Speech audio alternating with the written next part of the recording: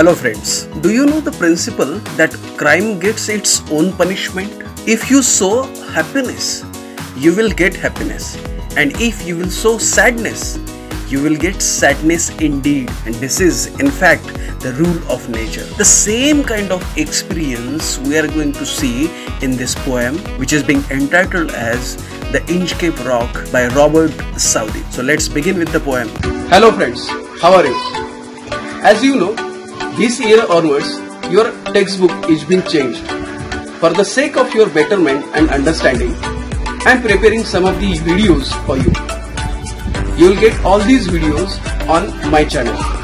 Till this moment, if you have not subscribed my channel, please subscribe my channel. Chalo, let's begin with today's video. For the sake of your understanding, I have translated this poem in Marathi, but now I am explaining this complete poem in English with the help of these points. As you know, stanza-wise explanation, appreciation of the poem, complete summary of the poem, figure of speech from the poem. So friends, let's begin with the poem The Inchcape Rock by Robert Southey. Robert Southey was born in Bristol, England. He was the son of a draper, educated at Westminster School and Balliol College, Oxford. He was a poet laureate of England from 1813 to 1843. Some of his short poems like The Scholar, The Battle of Bellingham, Bishop Hatto, and The Inchcape Rock are very popular with the school children. The Inchcape Rock is a ballad. As we know, ballad means a long story.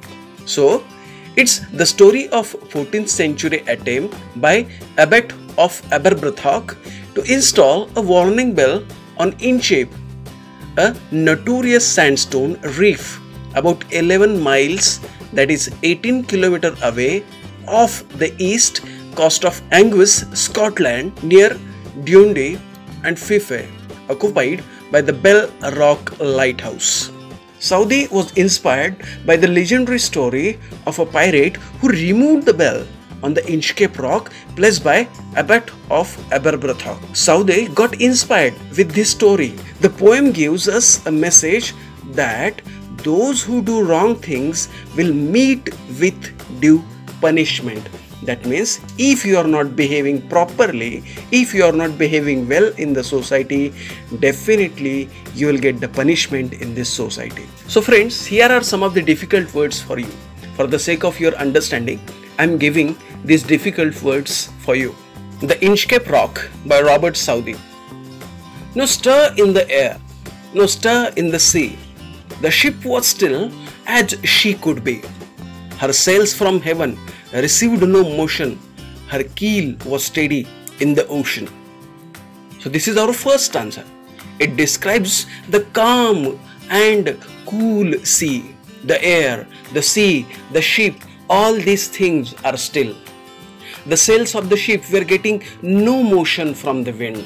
That means without any wind, that complete ship was still. Its keel was steady in the ocean. So everywhere we can see that calmness, coolness. Without either sign or sound of the shock, the wave flowed over the Inchcape Rock. So little they rose, so little they fell. They did not move the Inchcape bell. So in this stanza, poet describes the Inchcape Rock in the waves are gently moving without making any impact or without making any noise towards Inchcape bell. So waves are very kind with that Inchcape bell. It describes that waves are very mild. These waves, they are rising and falling, but not in a high sound, not in a high notes. The waves were gently blowing over the Inchcape Rock without making any kind of sound, without making the noise, and that's why that bell was not ringing. The worthy Abbot of Aberbrothock had placed that bell on the Inchcape Rock. On a buoy in the storm, it floated and swung, and over the waves its warning rung. In this third stanza, we are getting the information that wise Abbot of Aberbrothock who had placed that warning bell, who has placed that bell on that particular rock to prevent the ships from getting shipwrecked during storms and gales. That means without hurting the ships, they can get the complete information about the danger. And that's what that work of that particular bell. During the storms, it floated on the buoy and rang widely. That means when that storm will be there, that bell will ring wildly, and high tides of alert everyone that dangerous rock will be there. And at the same time, just because of that water, they are not able to see that particular rock, that Inchcape rock. So just because of that bell, just because of that bell's noise, they can hear, they can see that particular danger over there. When the rock was hit by the surge swell, the mariners heard the warning bell, and then they knew the perilous rock and blessed the abbot of Aberbrothok. So in this fourth stanza, it is being described that when the rock was full of water, when the strong waves during that high tide were present over there, that bell would ring and warn the sailors that please don't come over here, one rock is there. The poet tells us that how that bell guided the mariners, the sailors, about that bad weather, about that rock. In that bad weather, they can hear that ringing bell, and when they see the danger present over there, okay, they are changing their way, and when they are moving from that place, they are blessing the abbot for his excellent job. The sun in the heaven was shining gay. All things were joyful on that day. The seabirds screamed as they wheeled around, and there were giants in their sound. This fifth stanza is completely cheerful in tone. It delivers a cheerful atmosphere, and we can see that when that birds were screaming, they are happy in mood. Everywhere that bright light is being present over there. So that joyful atmosphere, that birds are screaming, sun is shining brightly. So all these things are giving us the complete joyful atmosphere. The buoy of the Inchcape bell was seen. A darker spake on the ocean green. Sir Ralph the rover walked his deck and fixed his eye on darker speck. In this sixth stanza, poet speaks about the buoy which looked like a dark spot on this particular green ocean. This stanza deals with the Ralph the rover's feelings and his emotions. That Sir Ralph the rover went over the deck, he whistles, he was enjoying that particular scenario, and when he observes, he sees that particular dark spot, one bad thought, one sinful thought was in his mind. He felt the cheering power of spring. It made him whistle, it made him sing. His heart was mirthful to excess, but the rover's mirth was wickedness. In this seventh stanza, it is about the Ralph's excitement about the experiencing the pleasant day of that particular day. He was delighted, he was overjoyed at that good spring. He was making whistling sounds, but sinful thought coming in his mind. And what was that? As we know that he is going to cut that bell. His eye was on the Inchcape float. Quoth, hey, my man, put out the boat and row me to the Inchcape rock, and I will pluck the abbot of Aberbrothok. So in 8th stanza, we find that Ralph looking at the Inchcape rock with his eyes fixed on it. Sir Ralph the rover ordered his crewman that please take me to that particular Inchcape rock. He took one small boat, and that particular man and that Ralph the rover, they were moving towards that particular rock. Then he says that he is going to pluck, he is going to cut, he is going to destroy that particular bell and the good work of that abbot of Aberbrothok. The boat is lowered, the boatman row, and to the Inchcape rock they go. Sir Ralph bent over, from the boat, and he cut the bell from the Inchcape float. In this ninth stanza, we find the men had already lowered the boat and they are reaching Inchcape Rock. The rower's man took the boat to the Inchcape Rock. Mr. Ralph the rower bent over in the boat and cut that particular bell from the rock. Down sank the bell with a gurgling sound. The bubbles rose and burst around. Quit self Ralph, the next who comes to the rock won't bless the abbot of Aberbrothock. In the 10th stanza, we find the bell sinking down, making a gurgling sound, making a different sound. There were bubbles bursting all around. That bubbles were coming on that particular water. They are bursting. The bell was sinking down, making a different gurgling sound. The bubbles rose and burst. Sir Ralph the rower was happy. He was thinking, those who are coming over there, they will not get the warning bell, and the seaman, the sailor, would no longer bless the abbot. Sir Ralph the rower sailed away.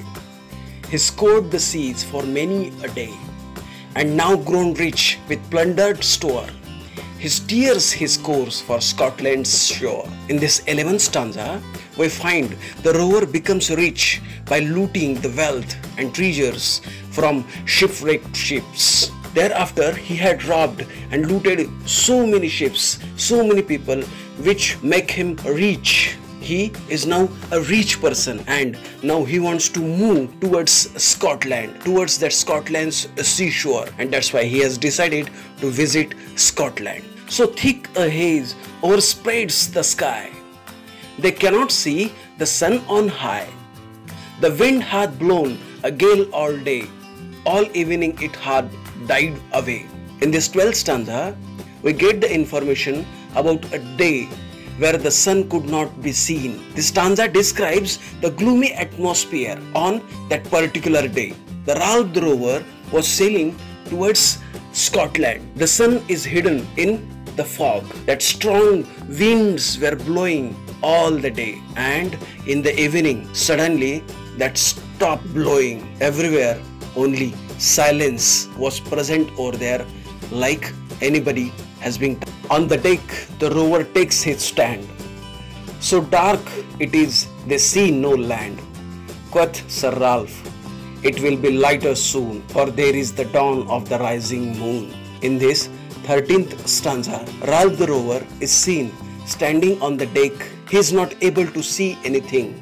He is not able to see the land also. Everywhere the darkness was present over there. Finally, Ralph the rower assures everyone that definitely we can see the moon. That moon will appear in the sky, and everywhere that light will be there.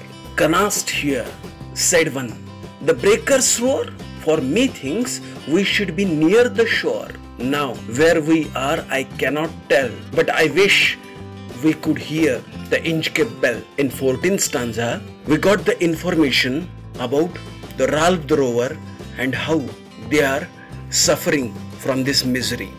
Now Ralph the rower, who is now little bit regretful about cutting that Inchcape bell, one of that Ralph's man says that they can hear the roaring sound and waves were breaking against something. So they find the danger which is present over there. They found that one rock is present over there. So he hopes that they should hear something. They hope they should be near to the shore. He also regrets that Inchcape bell is no more, and as it could guide them in this particular situation. They hear no sound, the swell is strong. Though the wind hath fallen, they drift along, till the vessel strikes with a shivering shock. Oh Christ, it is the Inchcape Rock. In this 15th stanza, the ship of the rower too crashes against the Inchcape Rock. The tides were strong. The rower and his team are traveling along with the ship. Suddenly, that ship gets a jerk. They all realize that the ship has hit the Inchcape Rock. They were praying, oh Christ, please save us. Oh my God, this is the Inchcape Rock. Sir Ralph the rower tore his hair. He cursed himself in his despair. The waves rush in on every side.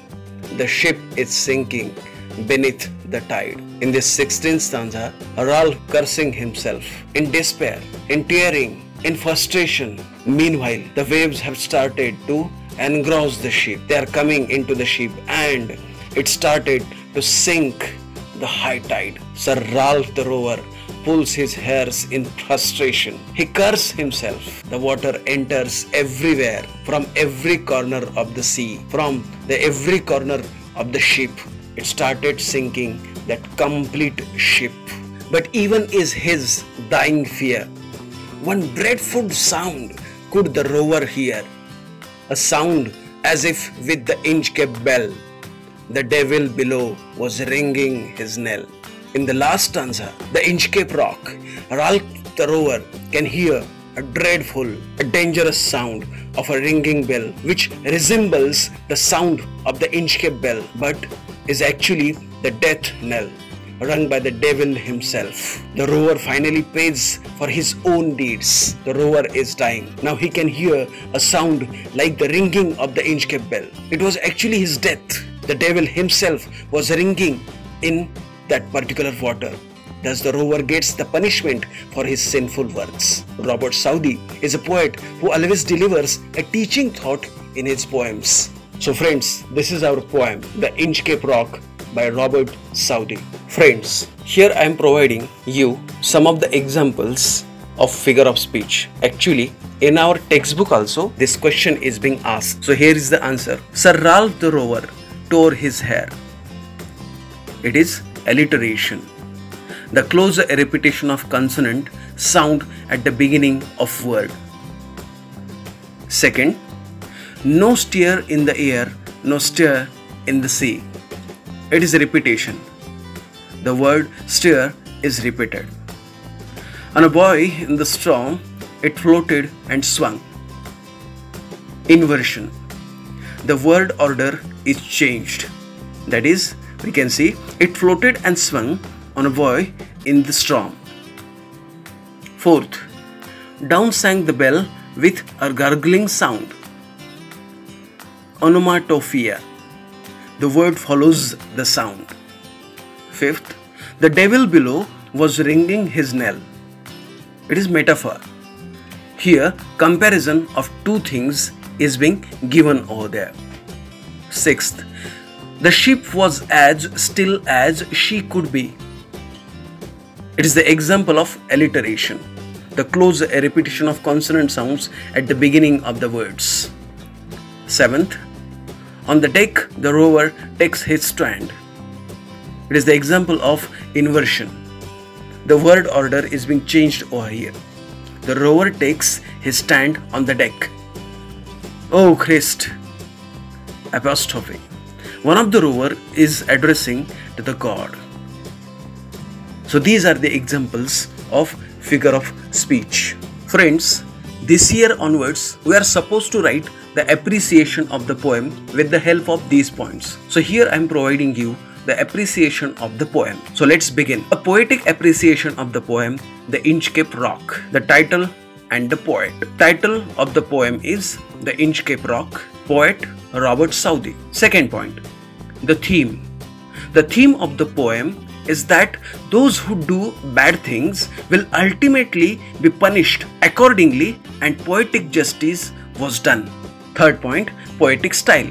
The Inchcape Rock is written in the form of ballad, interwoven with a number of poetic devices to convey a moral lesson. As you sow, so shall you reap. Fourth point, we can say figure of speech used in this poem. Sir Ralph the rower tore his hair. It is the example of alliteration, the close repetition of consonant sound at the beginning of the words. Fifth point, spatial features. The poet has used expressive and narrative techniques to increase the effect of poem. At the same time, some of the visual images are being used in this poem. See, the sun in heaven was shining gay. Second, the waves flowed over the Inchcape Rock.